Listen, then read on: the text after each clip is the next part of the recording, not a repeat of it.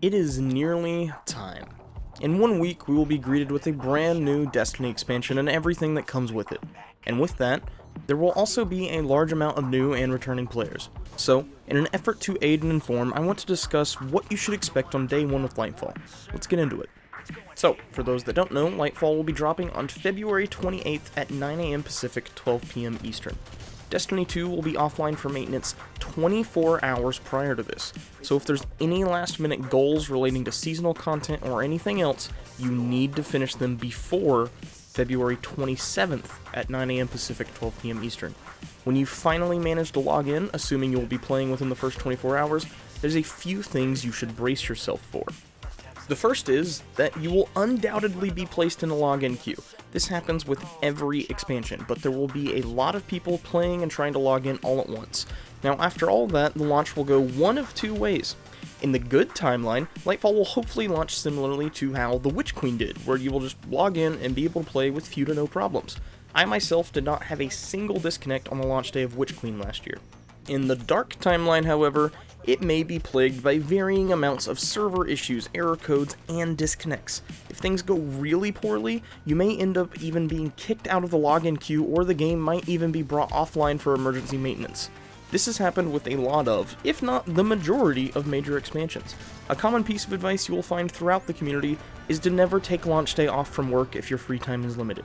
If you're anything like me, however, you don't care about that at all and would rather suffer with everyone else. But if you're sane and want to budget your time, be prepared to deal with these issues on day 1. Okay, so after you're able to actually get into the game, what comes next? Well, you will more than likely be immediately loaded into a cutscene and potentially the first mission of the Lightfall campaign.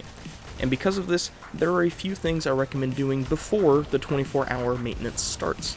Firstly, if you care about what armor your Guardian is wearing for cutscenes, change it all the day before. Drip is always of the utmost importance, and I completely understand that. Secondly, there is no guarantee if the API will be undergoing extended maintenance on launch day or not. This means you might not have access to services like DIM to transfer your gear at the flick of a button. Transfer anything you want to your main character or vault beforehand. As a matter of fact, store anything you won't actively be using during the campaign in your vault. There's a couple of reasons why, which I'll get into in a minute. Now that all your core preparations are taken care of, and you're ready to tackle the Lightfall campaign, you will be greeted with a choice, whether or not you want to play on normal or legend difficulty. There are a couple key differences between normal and legend. If you want the short answer, legend is harder and has more rewards than the normal campaign. As for specifics, normal mode should be very manageable for anyone of any skill level to get through. The difficulty remains fixed regardless of your level and fireteam size. If you want a relaxed experience, I would recommend playing through on normal. You can always play the legend version later. Now, the legend campaign, on the other hand, is the mode you'll want to play if you want a challenge and a head start on gear and progression. Each mission will cap your power level and scales enemy health and damage to fireteam size.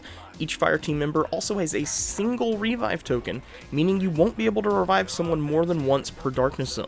This mode will not be easy. It will push you and your loadouts. You will have to think about what you're doing carefully. However, you will be greatly rewarded for your efforts. If it's anything like the Witch Queen campaign, you will get bonus loot and upgrade materials per major encounter throughout the campaign. Completing the entire campaign on Legend should also reward you with an emblem, choice of exotic armor piece, and some form of currency to give you a head start on fully unlocking your Strand subclass abilities. The rewards may vary, but this is the sort of thing we were given last time. If you want my opinion, I think you should play on Legend for the most satisfying experience. But if it does prove too difficult, you can always swap back to normal mode at any time and try again later. Alright, now that the basics of the campaign are out of the way, I want to talk about a few things that we know are coming with Lightfall. The first of which being Guardian ranks. This appears to be a new system that is going to replace the current Triumphs directory. Bungie hasn't given a lot of detailed information yet, but has described it as a way to provide players with a clearer sense of progression. Guardian ranks will show mastery that players have earned over the game and even allow you to commend other players with a variety of different commendations. It will even be how players can access other gameplay features. Essentially, it's a new social system that helps you figure out what you should be doing next and show off to and help other players. Something similar to the mentor system from Final Fantasy XIV. So I would recommend taking a look at that as you're playing through Lightfall.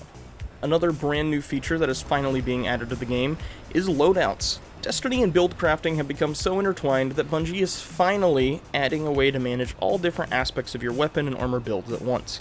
Last month, Bungie released a blog post going over buildcrafting changes in heavy detail. I highly recommend you go and check that article out.